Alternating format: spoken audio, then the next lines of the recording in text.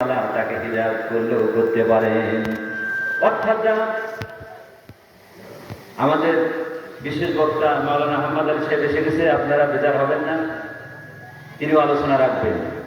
যারা আমরা দূরে আসি, দূরত্ব আসি, অল্প সময় 60 কিছু কথা আপনাদেরকে শোনাবো, নিজে সকলে আমল করার জন্য। আল্লাহ কবুল করুক, আল্লাহুম্মা আমিন। আমার ভাইয়েরা, খুব সুন্দর করে বুঝতে হবে, বিশ্বের প্রেক্ষাপট দিয়া আধা ঘন্টা সময় নিয়ে গোটা বিশ্বের প্রেক্ষাপট দিয়া আধা ঘন্টা সময়ের ভিতরে আমি কথা শেষ করতে চাই।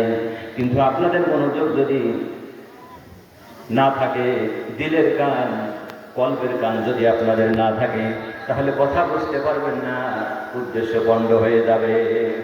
আমরা আল্লাহ সুবহানাহু ওয়া তাআলা হক আর বাতিলকে বোঝানোর জন্য নিদর্শন দিলেন।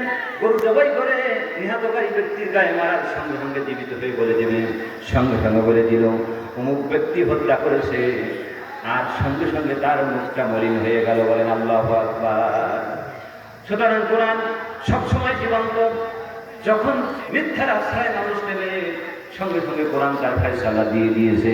সমাজে যত অন্যায় অত্যাচার যা কিছু হয়, বলা হচ্ছে তোমরা সমাধান যদি না পাও তাহলে ঠাস করে ফিরে এসো আল্লাহ তার রাসূলের দিকে, কোরআনের দিকে। আল্লাহু আকবার বলেন। এর জন্য আমাদের সমাজে আমরা কোরআনের দিকে আসি না, রাসূলের দিকে, রবের দিকে আমরা ফিরে যাই না। আমরা মনে করি আমরা সব। একজন দাঁড়িয়ে খেতে যা কিছু করে দিল, আর একজন দখল করলো, সে মনে করছে এখন যা ইচ্ছা আমি তাই করবো। আল্লাহ বলছে না, তো সহজ না। তোমাদের যখন সমস্যা দেখা দেবে, এসো তার রাসূল আল্লাহর দিকে ফিরে এসো, কোরআনের দিকে ফিরে এসো, তাহলে তোমরা সমাধান পেয়ে যাবে। আমরা সেদিকে আসতে চাই না। আমরা মানুষের মন করা জীবনের দিকে আমরা চলে আসি। আপনি সূরা হুদ পড়েন, সূরা রদ পড়েন, সূরা আনকাবুত পড়েন, সূরা নাসর পড়েন, সূরা ফিল পড়েন, যেখানেই যাবেন কোরআনে আজ আপনি হাত দেবেন, হক আর বাতিল আপনি পাবেন। সুতরাং আপনার এই মরিচিকার পিছনে ছোটা, আপনার জীবনের পৃথিবীর বুকে, দুনিয়ার বুকে কোরআন সুন্নাহর বিরুদ্ধে ভূমিকা নিয়ে চলা, আপনার সমস্ত এজেন্ডাগুলো ইসলামের বিপক্ষে রয়, আপনার সবগুলো কোরআন সুন্নাহর বিবর্তিত কাজ, ইসলামের তাহাজ্জুদ তামাদ্দুনের কাজ। সুতরাং ইসলামের পক্ষে কাজ হলো এই তাফসীর মাহফিল, বার্ষিক ওয়াজ মাহফিল, এরকম মাদ্রাসা তৈরি করা, ফুরকানিয়া মাদ্রাসা তৈরি করা, আলিয়া মাদ্রাসা তৈরি করা, কওমি মাদ্রাসা তৈরি করা, হেফজখানা তৈরি করা। এটা হলো হকের পক্ষে। এ পক্ষে যদি আমরা আসি আর আমরা কোরআনকে যদি অধ্যয়ন করি, তাহলে আমরা বুঝতে পারবো সত্যিকার অর্থে কোরআন মানুষের জন্য শান্তি দিতে পারে। কোরআনের পবিত্র সমাধান। আমরা বাইরে যাই না বাবা, বিদেশে যাই, প্রবাসে যাই, এজন্য সংসারটাকে সুন্দর করার জন্য, আমাদের জীবনটাকে সুন্দর করার জন্য।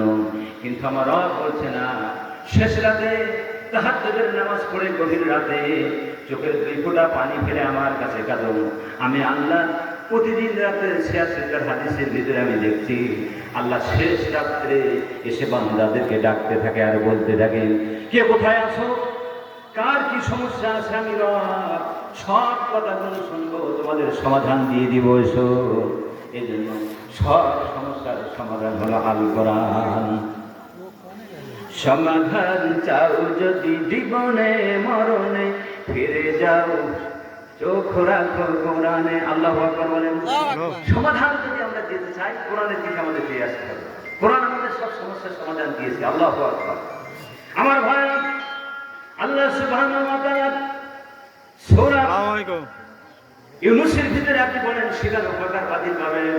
ইউনূস আলাইহিস সালাতু ওয়াস সালাম যখন আমার রবকে না বলে নিজ দেশ ত্যাগ করে, এলাকা ত্যাগ করে বাইরে চলে গেল, রবের অর্ডার ফলো না করে, পারমিশন না নিয়ে, নিজেই তিনি ব্যক্তি সূত্র